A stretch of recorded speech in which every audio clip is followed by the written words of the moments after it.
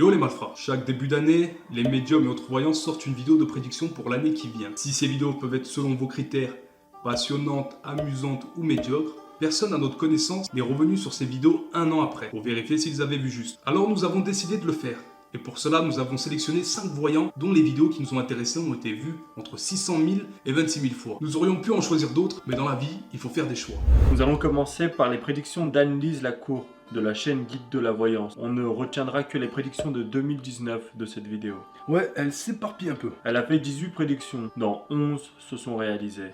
C'est pas mal du tout. Par contre, 5 se sont avérées fausses et 2 où nous ne pouvons pas trancher, faute d'informations. Malgré ces bons résultats, en y regardant d'un peu plus près, ces prédictions correctes nous semblent toutes évidentes. Ah, elle joue la facilité. Par exemple, elle dit que le PS disparaît du décor politique, que l'Europe éclate avec le Brexit. C'est pas en janvier 2020 ça?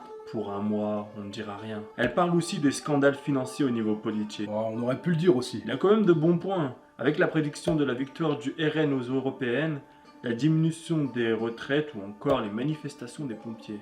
Bien vu. Par contre, il y a de grosses bourdes, comme la démission d'Angela Merkel, des émeutes en Allemagne et aux USA, la démission de Marlène Schiappa et du Premier ministre, ou encore une grosse épidémie mondiale due à Ebola. Je sens que j'ai de la fièvre. Tu pisses le sang par tous les orifices? Non. Oh, alors c'est juste un rhume. Passons à un autre second.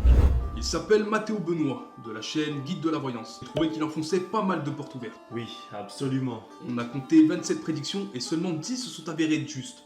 C'est peu. Et encore, elles ne prédisent pas grand-chose. Par exemple, quand il dit que la population américaine est divisée. Soit, c'est vrai, mais c'est plus qu'un constat qu'une prédiction. Le commerce, les emplois et les banques en difficulté, certes, mais là il suffit d'ouvrir un journal. Rien de transcendant. On peut lui concéder les manifestations qui tournent à la révolte et des actes terroristes isolés. Pas terrible. Sinon, pour les erreurs, il parle de catastrophes climatiques qui n'ont pas eu lieu, de Brigitte Macron qui gagne en sympathie. Bien vu, mec. Et le pompon, c'est Emmanuel Macron qui fait un geste favorable à propos des retraites. Oh oui, chapeau bas. Et il ajoute que Macron se fera plus discret. Arrête, j'en peux plus. Notre troisième patient, voyant, se nomme Nicolas Duquesroy de la chaîne Oracle TV. C'est celui qui nous a le plus convaincus. Notre champion. En plus, il est généreux avec ses 41 prédictions. 22 sont exactes. Pas mal. Il a vu de nombreux départs au gouvernement, de nombreuses manifestations en France, l'insécurité qui monte, le ralentissement du commerce, la colère qui monte partout en Europe, les attentats religieux, le populisme qui grandit ou encore que Valls se prend un gadin à Barcelone. Ouais, mais il a aussi dit pas mal de conneries. En effet, selon lui, Édouard Philippe est devenu populaire.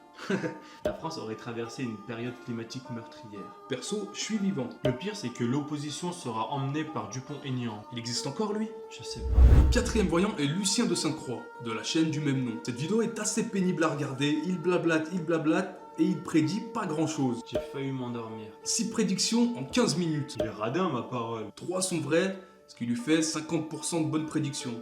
Lesquelles, dis-moi? Beaucoup de tension et de colère en France. Ouais, c'était pas difficile. Une autre? L'évolution de l'emploi est en difficulté et Macron va avoir une année tendue. Et le soleil est jaune. Il n'a jamais dit ça, retire ça tout de suite. Pardon, je rigole. Et pour les erreurs? Il dit qu'il sera interdit de manifester en France. Ah bon? Mes yeux piquent encore des lacrymos que j'ai pris dans la gueule pendant les manifs. Le pire, c'est qu'il dit que Macron va changer de politique.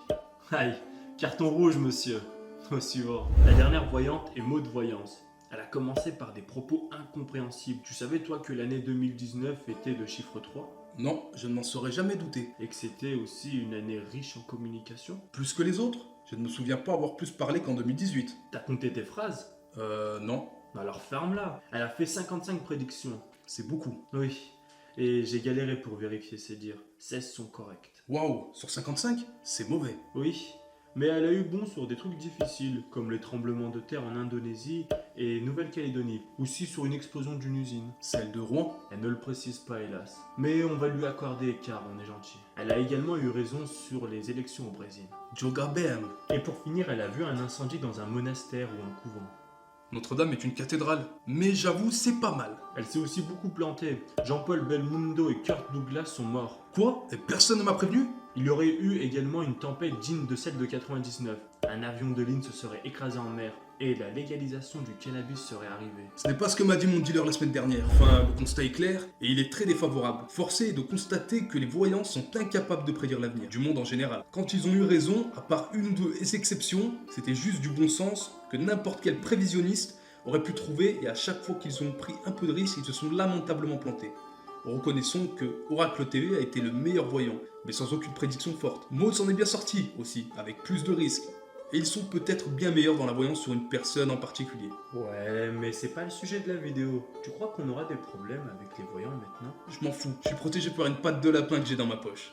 Pour conclure cette vidéo, chaque membre du groupe des malfaiteurs va jouer le jeu de la prédiction. Lequel d'entre nous sera désigné voyant de l'année 2020? Réponse à dans un an. Et si vous voulez partager vos prédictions avec la communauté, la zone commentaire est disponible pour vous. Prenez soin de vous. Et si vous croisez la police, faites attention à votre larynx. C'est vite arrivé à un écrasement. A plus.